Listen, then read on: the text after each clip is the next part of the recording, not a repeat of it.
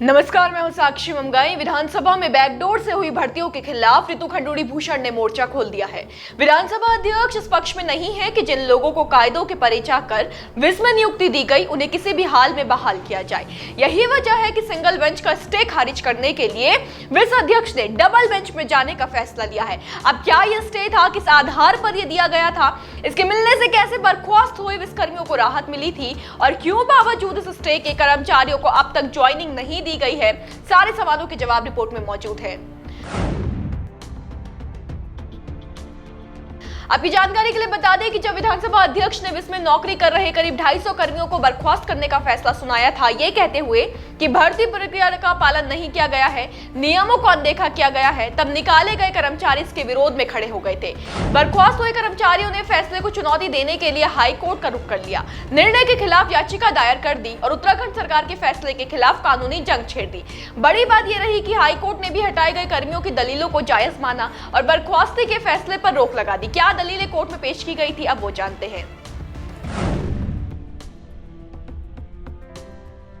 देखिए, याचिकाकर्ताओं के अधिवक्ताओं ने 3 अहम बातें हाईकोर्ट के सामने रखी थी। पहली, कहा कि विधानसभा अध्यक्ष ने लोकहित का हवाला देते हुए कर्मचारियों की सेवाएं समाप्त कर दी। एक साथ इतने कर्मचारियों को बर्खास्त करना लोकहित नहीं है, ये आदेश विधि विरुद्ध है। दूसरी, कोर्ट को बताया कि बर्खास्तगी आदेश में उन्हें यह नहीं बताया गया कि उन्हें किस आधार पर हटाया गया है, बर्खास्तगी से पूर्व उन्हें सुना तक नहीं गया है। और तीसरी, याचिका में कहा गया कि विधानसभा सचिवालय में 300 से ज्यादा पदों पर बैकडोर नियुक्तियां 2002 से 2015 के बीच भी हुई, उन सभी को नियमित किया जा चुका है। 2014 तक तदर्थ रूप से नियुक्त कर्मचारियों को 4 वर्ष से कम की सेवा में नियमित नियुक्ति दे दी गई। इसके उलट याचिकाकर्ताओं को 6 वर्ष के बाद भी स्थायी नहीं किया गया, उल्टा बर्खास्त कर दिया गया है। तो ये वो दलीलें थी जो हाई कोर्ट में रखी गई थी। इसके विपरीत विधानसभा सचिवालय का पक्ष रखते हुए अधिवक्ता विजय भट्ट द्वारा कहा गया कि इनकी नियुक्ति बैकडोर के माध्यम से हुई है और इन्हें काम चलाओ व्यवस्था के आधार पर रखा गया था, उसी के आधार पर इन्हें हटा दिया गया। हालांकि दोनों की पैरवी में याचिकाकर्ताओं की दलीलों को ज्यादा मजबूत माना गया और इसी के आधार पर हाईकोर्ट ने बर्खास्तगी के फैसले पर रोक लगा दी।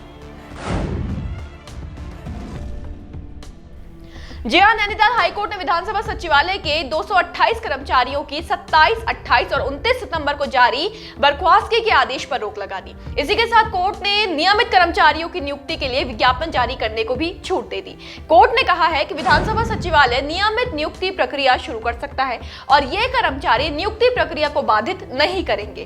कार्यभार ग्रहण करने से पहले कर्मचारी विधानसभा सचिवालय में शपथ पत्र भी देंगे। इतना ही नहीं, कोर्ट ने यह भी कहा कि नियमित नियुक्ति प्रक्रिया में याचिका यदि पात्रता शर्तों को पूरा करते हैं तो ही भाग ले सकते हैं। प्रत्येक याचिकाकर्ता विधानसभा सचिवालय में सक्षम प्राधिकारी के समक्ष हलफनामा दाखिल कर यह वचन भी देगा कि वो वरिष्ठ अधिकारियों की ओर से जारी आदेशों का पालन करेंगे, पूरी ईमानदारी और समर्पण के साथ सेवा करेंगे और अधिकृत व्यक्ति को कोई आधिकारिक जानकारी नहीं देंगे, अनुशासन नहीं तोड़ेंगे और ना ही विधानसभा में अशांति पैदा करेंगे। देखिए, यहाँ पर गौर कीजिए कि कोर्ट के फैसले के बाद कर्मचारियों को लगा था कि अब तो उनकी बहाली हो ही जाएगी, लेकिन ऐसा हुआ नहीं।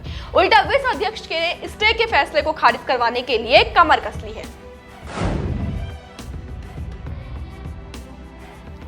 विधानसभा अध्यक्ष रितु खंडूड़ी ने तय किया है कि वो भ्रष्टाचार की लड़ाई को आधे में नहीं छोड़ेंगी। अपने फैसले को बरकरार रखने के लिए डबल बेंच का रुख करेंगी, अपील करेंगी कि स्टे को हटाया जाए। खंडूड़ी के मुताबिक हटाए गए किसी भी कर्मी को अभी विधानसभा में फिर ज्वाइनिंग नहीं दी गई है। कर्मचारी हाईकोर्ट के आदेश के आधार पर पत्र लेकर आए थे, इसके जवाब में विधानसभा ने भी उन्हें पत्र लेकर सूचित किया है इस प्रकरण में आगे विधिक राय ली जा रही है, तब तक उन्हें ज्वाइनिंग नहीं दी जाएगी। अब कानूनी राय लेने के बाद डबल बेंच में अपील का निर्णय लिया गया है। विस अध्यक्ष ने कहा है कि मैंने पहले दिन प्रदेश के युवाओं से जो वायदा किया था उसके अनुसार इस प्रकरण में न्याय होगा। आइए ये भी जान लेते हैं कि क्या वादा उन्होंने किया था।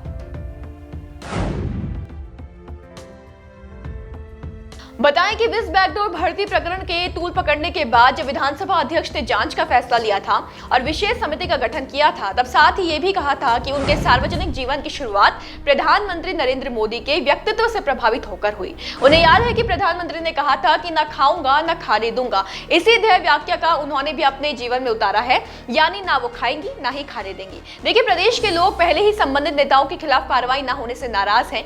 ऐसे में बैकडोर भर्तियों के निरस्तीकरण पर रोक लगी तो लोग लोगों ने अध्यक्ष की पूरी कार्रवाई को दिखावे का नाम दे दिया। ये देखते हुए रितु खडूरी के सामने ये चुनौती खड़ी हो गई कि किस प्रकार वो कानूनी लड़ाई में अपने फैसले को सुरक्षित रखवा सके और जनता को दिलाए भरोसे को टूटने ना दे। ये सब कुछ अब इस बात पर निर्भर करता है कि कितनी मजबूत पैरवी विधानसभा कोर्ट में कर सकता है। दरअसल देखना अब यही है कि यदि मामला डबल बेंच पर जाता है तो किसके हक में फैसला आएगा। डबल बेंच भी सिंगल बेंच की तरह बर्खास्त कर्मियों को राहत देगी या फिर विधानसभा अध्यक्ष के फैसले को सही ठहराएगी। होगा जो भी आपके लिए लेकर आएंगे। बस बने रहे देवभूमि इनसाइडर के साथ। आज ही डाउनलोड करें देवभूमि इनसाइडर ऐप।